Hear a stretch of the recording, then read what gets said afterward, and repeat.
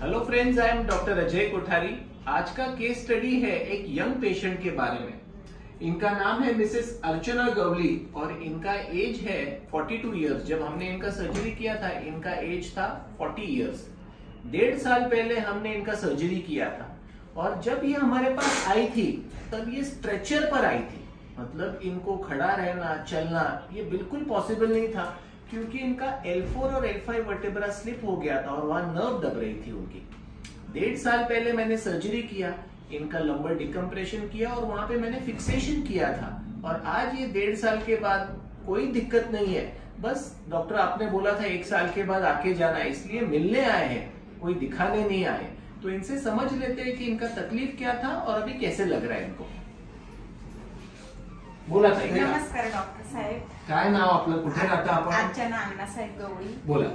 आम्ही कोपरगावला राहतो, शिर्डी। हा हो, आणि मला इतका काही त्रास होता, म्हणजे मी आंघोळ करून साडी पण घालू शकत नव्हते, मिऱ्या पण नव्हते घालू शकत, डायरेक्ट बसून घ्यायची। कुठून कुठे दुखायचं तुम्हाला? उभं राहून दाखवा बरं, उभं राहून दाखवा। कुठून? इथून डायरेक्ट झोपा आहे, दोन्ही पाय माझे पाय म्हणजे कामच करत नव्हते।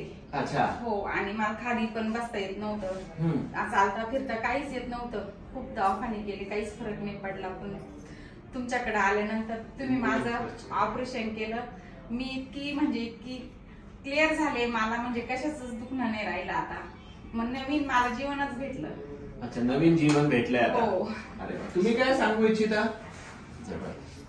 माझ्या मिसेस 1.5 वर्ष म्हणजे 3 वर्षापासून त्यांना मणक्याचा त्रास होता।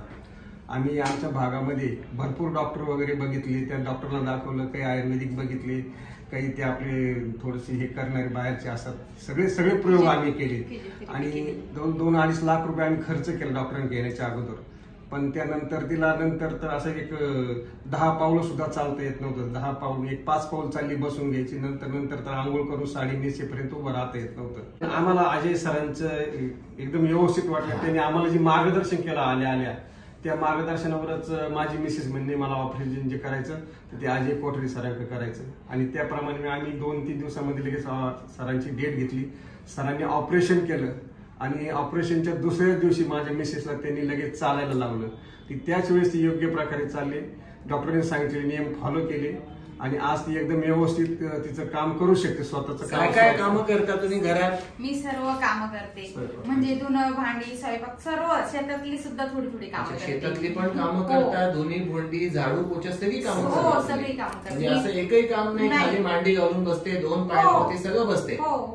तो काही त्रास होतो हे करताना? काहीच नाही, काहीच त्रास। लोकांना गैरसमज असतो की मणक्याचं ऑपरेशन झालं की खाली बसता येणार नाही। बसते, खाली पण बसते, तर ते सगळं करता येत आहे। तो ओव्हरऑल समाधानी आहात? हो, खूप समाधानी। तर लोकांना एक मोठा गैरसमज असतो जवळ की माझं मणक्याचं ऑपरेशन झाल्यावर मला खाली मांडी घालून बसता येणार नाही, 2 पायांवरती बसता येणार नाही, शेतातली कामं करता येणार नाही। हे चुकीचं आहे। आज मॉडर्न स्पाइन सर्जरीच्या सहाय्याने हे सगळे पेशंट्स एक चांगलं नॉर्मल आयुष्य जगू शकतात, मांडी घालून बसू शकतात, 2 पायांवरती बसू शकतात, शेतातली कामं करू शकतात आणि एक ऍब्सोल्युटली चांगलं आयुष्य जगू शकतात। धन्यवाद।